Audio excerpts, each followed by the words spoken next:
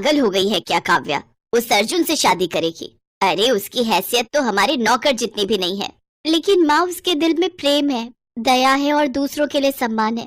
अगर आपको अपनी बेटी चाहिए तो आपको मेरी शादी अर्जुन से करवानी ही होगी। काव्या के माता पिता ने उसे बहुत समझाया, लेकिन उसने उनकी एक न मानी। हार कर उन्हें अपनी अमीर बेटी की शादी गरीब अर्जुन से करवानी ही पड़ी। ब्याह कर काव्या अपने गरीब ससुराल आई। उसकी सास शांति ने सबके लिए खाना बनाया। शांति और अर्जुन खाने के लिए जमीन पर बैठ गए। तभी काव्या भी उनके साथ जमीन पर बैठ गई। अरे ये क्या बहू, तुम नीचे क्यों बैठ गई? तुम इतने बड़े घर की बेटी जमीन पर बैठकर खाना खाती हुई अच्छी नहीं लगोगी। माँ जी, मैं बेटी उस घर की थी, लेकिन अब इस घर की बहू हूँ और यहाँ जैसे सब लोग रहेंगे मैं भी वैसे ही रहूंगी।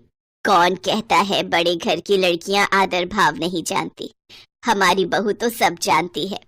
अच्छा अर्जुन, कल काव्या बहू की पग फेरे की रस्म है, इसलिए कल तुम इसे अपने ससुराल ले जाना। जी माँ। अगले दिन अर्जुन ऑटो करके काव्या के साथ अपने ससुराल के लिए निकल पड़ता है। उधर उसके ससुराल में काव्या के पिता धनराज अपनी पत्नी रमोला से कहते हैं, अरे रमोला, अरे आज हमारे जमाई बाबू आने वाले हैं, उनके स्वागत की तैयारियां करो भाई। वो दामाद कहीं का प्रधानमंत्री नहीं है जो उसके आने की तैयारियां करूं। हमारी ही बेटी की मति मारी गई थी जो अच्छे अच्छे घराने के रिश्ते ठुकरा दिए और उस लप्पू से शादी कर ली। तो क्या हुआ रमोला, हमारा दामाद स्मार्ट है, पढ़ा लिखा है, पैसे का क्या, मेहनत करेगा तो पैसा भी आ जाएगा। चलो अब उठो और दामाद जी के आने की तैयारियां करो। दाल चावल बने पड़े हैं, उसके लिए वही काफी है। और अपनी बेटी के लिए मैं पिज्जा, स्ट्रॉबेरी शेक और बर्गर ऑनलाइन ऑर्डर कर दूंगी। ना जाने इन 2 दिन में मेरी बच्ची ने क्या रूखा सूखा खाया होगा।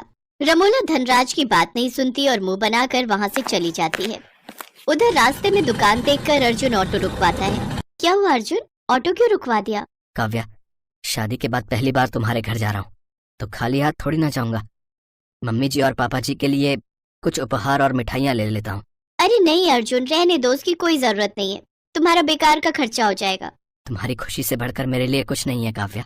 फिर अर्जुन ने अपनी सास के लिए एक बनारसी साड़ी और ससुर के लिए घड़ी और साथ में कुछ मिठाई खरीदी। कुछ ही देर में अर्जुन काव्या के साथ अपने ससुराल पहुंच गया। फिर रमोला अपनी बेटी की आरती उतारती है और उसे गले से लगा लेती है, लेकिन अर्जुन के पैर छूने पर भी उसने उसे इग्नोर कर दिया। दामाद जी, आप वहाँ उस कुर्सी पर बैठ जाइए और मेरी बच्ची तुम मेरे साथ इस सोफे पर आकर बैठ। रमोला अपने गरीब दामाद को पुरानी सी बेकार कुर्सी पर बिठा देती है, जबकि अपनी बेटी को महंगे सोफे पर बिठाती है। ये देख काव्या को बहुत बुरा लगता है। हाय, मेरी बच्ची 2 दिन में ही कितनी मुरझा गई। माँ, ये क्या कह रही हो? वहाँ सब मेरा बहुत ख्याल रखते हैं। अच्छा रमोला, दामाद जी पहली बार ससुराल आए हैं, उनके लिए नाश्ता लेकर आओ भाई। कुछ देर बाद रमोला एक प्लेट में नींबू पानी और कुछ बिस्किट लाकर अर्जुन के सामने पटक देती है। रमोला, ये क्या, तुम दामाद के लिए नींबू पानी लाई हो? अरे इन गरीब लोगों को दूध, रबड़ी, गाजर का हलवा, ये सब शाही चीजें हजम नहीं होती। इनके लिए नींबू पानी ही ठीक है। जल्दी पी लीजिए दामाद जी। दाल चावल बने हुए रखे हैं, फिर वो भी खा लेना। काव्या बेटी, तू मेरे साथ अंदर चल। मैंने तेरे लिए पिज्जा, स्ट्रॉबेरी शेक और बर्गर मंगवाए हैं। बस भी कीजिए मम्मी, आज आपके दामाद का ससुराल में पहला दिन और आप उनकी इतनी बेइज्जती कर रही हैं। वो बेचारे अपनी थोड़ी सी सैलरी में आपके लिए तोहफे लाए और आप उनके साथ ऐसे। छी, अब मैं यहाँ एक पल भी नहीं रुक सकती। चलिए यहाँ से। अब कोई बात नहीं काव्या, नींबू पानी तो सेहत के लिए कितना अच्छा होता है, और गरीब तो मैं हूं ही, तो इसमें मुझे बुरा नहीं लगा। तो तुम्हें क्यों लग रहा है? मम्मी जी, पापा जी, जो आपने अपनी इतनी संस्कारी बेटी को मेरी जीवन संगिनी बनाया है, मैं आपसे वादा करता हूँ मैं काव्या को हमेशा खुश रखूंगा। मम्मी जी, ये गिफ्ट आपके लिए, और कोई भी बात दिल पर मत लीजिएगा। काव्या आपकी बेटी है, वो यहाँ आती रहेगी। लेकिन मैं एक गरीब हूँ, मेरा यहाँ आना ठीक नहीं रहेगा। रमोला ने जब गिफ्ट्स खोलकर देखे तो उसमें महंगे तोहफे थे। इतनी महंगी साड़ी और घड़ी देख रमोला को खुद पर बहुत शर्मिंदगी हुई और उसने जाते हुए अपने दामाद को रोका और कहा, ठहरो दामाद जी, मुझे माफ कर दीजिए दामाद जी। दौलत के नशे में मैं चूर हो गई थी। आज आपका अपने ससुराल में पहला दिन है, कम से कम अपनी सास को खातिरदारी का मौका तो दीजिए। मैं अभी आपके लिए अपने हाथों से नाश्ता बनाकर लाती हूँ। उन सब की कोई जरूरत नहीं है मम्मी जी, आप तो बस हम पर हमेशा अपना आशीर्वाद बनाए रखना। रमोला ने अर्जुन और काव्या को गले से लगा लिया और उन्हें ढेर सारा आशीर्वाद दिया। ससुराल हर लड़की का सपना होता है, और वहां पर बिताया पहला दिन शायद ही कोई लड़की हो जिसे याद ना रहे। ऐसी ही एक कहानी है करिश्मा की, जिसका ससुराल में पहला दिन होता है। नई नवेली सहमी सी दुल्हन करिश्मा सुबह तड़के 5 बजे उठ जाती है और सोचती है, हाय राम, सुबह के 5 बज गए और मैं अभी तक सो रही हूँ। जल्दी से उठकर नहा लेती हूँ, नहीं तो सब लोग क्या कहेंगे। करिश्मा जल्दी से नहाकर बाहर आती है और पूजा पाठ करके किचन में चली जाती है। अरे, अभी तो ठीक से सुबह भी नहीं हुई, फिर ये किचन में से कैसी आवाजें आ रही हैं? कहीं अपने यहाँ कोई चोर तो नहीं आ गया? चोर चोर चोर! बेचारी करिश्मा किचन में नाश्ते की तैयारी कर रही थी, लेकिन अपनी सास का शोर शराबा सुनकर वो डर जाती है और जल्दी से बाहर आकर पूछती है, चोर? कहाँ है चोर माँ जी? जल्दी बताइए, मैं अभी डंडे से उसकी पिटाई करती हूँ। किचन में चोर है, वहां से तरह तरह की आवाजें आ रही हैं। लेकिन किचन में तो मैं हूँ माँ जी, और वहां तो कोई नहीं है। अच्छा, फिर तो बहू तू ही होगी। मैंने खटर पटर की आवाज सुनी तो मुझे लगा शादी वाले घर में कोई चोर चोरी के इरादे से घुस आया है। पर बहू, तू इतनी सुबह सुबह किचन में क्या कर रही है? जी, वो मैं नाश्ते की तैयारी कर रही थी। अरे, इतनी जल्दी? सारा दिन पड़ा है अभी, ये काम तो बाद में भी हो जाएगा। पहले तू जाकर आराम कर ले, शादी की तैयारियों में थक गई होगी। जा बेटा, आज तो पहला ही दिन है, जाकर आराम कर। हाय, कितनी अच्छी सास मिली है मुझे, जो आराम करने के लिए कह रही है।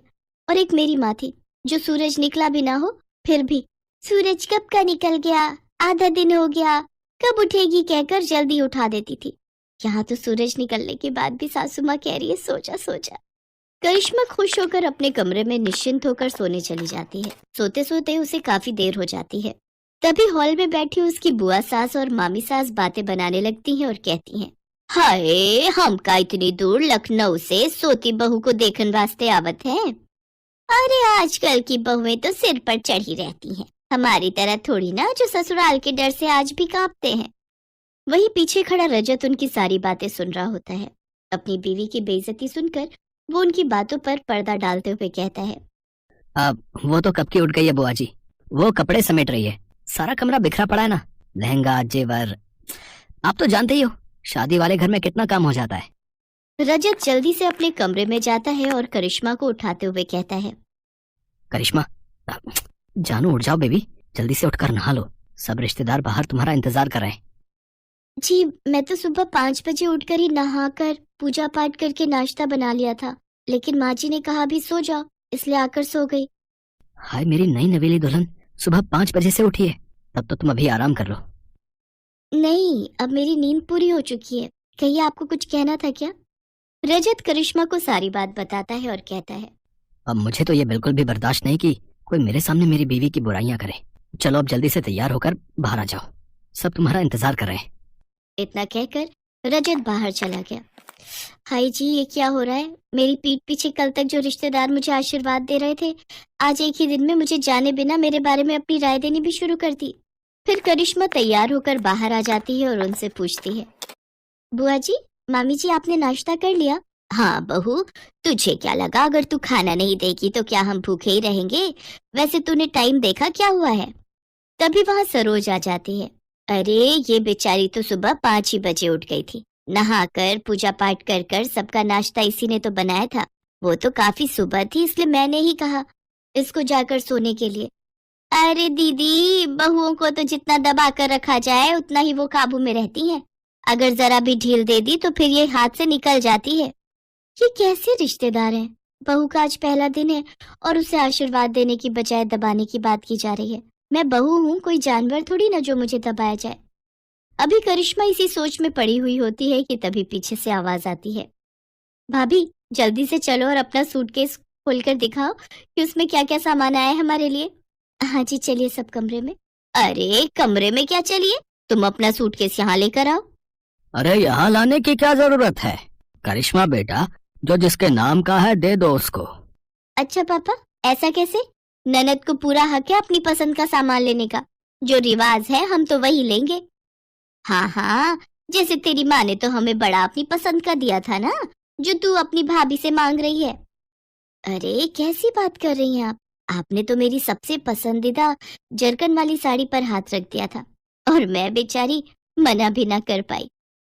बेचारी करिश्मा भारी सूटकेस उठाकर हॉल में लाती है और जैसे ही उसका सूटकेस खुलता है तो उसकी पसंदीदा साड़ी उसकी ननद तान्या ले लेती है और वो बेचारी मन ही मन सोचती है, हाय ये तो मेरी फेवरेट साड़ी है। अच्छा, अब मेरे निकलने का वक्त हो रहा है, लेकिन सोच रही हूँ जाने से पहले एक बार नई बहू के हाथ का मीठा चख लूं। हाँ हाँ जरूर बुआ जी, आप बैठिए, मैं अभी आप सबके लिए हलवा बना कर लाती हूँ। हलवा नहीं भाभी, हमारे यहाँ तो मीठे में बहू खीर ही बनाती है, तो आपको भी वही बनानी है। खीर? करिश्मा की माँ ने मीठे में हलवा बनाना सिखाया था, वो भी उसने शादी से हफ्ता भर पहले ही सीखा था। हे भगवान, मैंने तो माँ से हफ्ता भर हलवा बनाने की ट्रेनिंग ली थी, लेकिन खीर कैसे बनाते हैं वो तो मुझे आता ही नहीं। एक काम करती हूँ, जो हलवे की रेसिपी है वही खीर के लिए इस्तेमाल करती हूँ। कुछ देर बाद करिश्मा खीर लेकर आती है। भुने हुए चावल की तो अच्छी खुशबू आ रही है, बस जरा दूध में चावल ठीक से मिक्स नहीं हो पाए। ये लो बहू, तुम्हारी पहली रसोई का सगुन। बुआ सोने की चेन बहू को गिफ्ट में देती है। मामी सास भी उसके लिए सोने की अंगूठी लाई होती है। आप सब ने मेरी बहू को समझा, वही हमारे लिए काफी है। इन सब चीजों की कोई जरूरत नहीं थी। जरूरत कैसे नहीं थी दीदी? ये क्या तुम्हारी ही बहू है, हमारी नहीं? हाँ, इसकी अहमियत हमारे लिए भी उतनी ही है जितनी तुम्हारे लिए। बहू, अब तू थक गई होगी, जा बेटा अपने कमरे में जाकर आराम कर। करिश्मा उन सबके पैर छूकर कमरे में चली जाती है।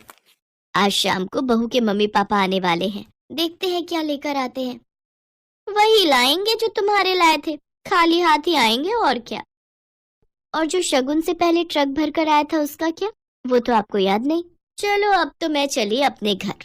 आप दोनों ननद भाभी शादी के 30 साल बाद भी लड़ती ही रहो। हाँ हाँ, मैं भी चलती हूँ। इसके बाद वो वहां से चली जाती है। शाम को करिश्मा के माता पिता उसके ससुराल आते हैं। अरे आइए आइए भाई साहब, बहन जी, कैसी हैं समधन जी आप? मैं तो कब से शाम होने की राह देख रही थी। कहाँ है मेरी लाडो? वो तैयार हो रही है। वैसे शाम की राह क्यों देख रही थी? अब तो एक ही घर है, पहले ही आ जाती।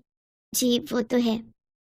उधर करिश्मा रजत से कहती है, सुनो जी, मुझे न शर्म आ रही है साड़ी पहनकर मम्मी पापा के सामने जाने में। आज तक पहनी नहीं ना। अब ये लो सूट, मैं तुम्हारे लिए लाया था, इसे पहन लो, मम्मी से मैं बात कर लूंगा। करिश्मा सूट पहनकर तैयार हो जाती है और सबके सामने आ जाती है। लो जी, आ गई हमारी बहू। देखो तो सूट में कितनी प्यारी लग रही है। बहू, तू ना सूट भी पहना कर, बड़ी प्यारी लगती है सूट में। इसके बाद करिश्मा को सब अच्छा लगने लगता है। उसकी शादी का पहला दिन उसके लिए खट्टा मीठा भरा रहता है, लेकिन प्यार करने वाले पति, सास, ससुर और ननद पाकर वो खुश हो जाती है।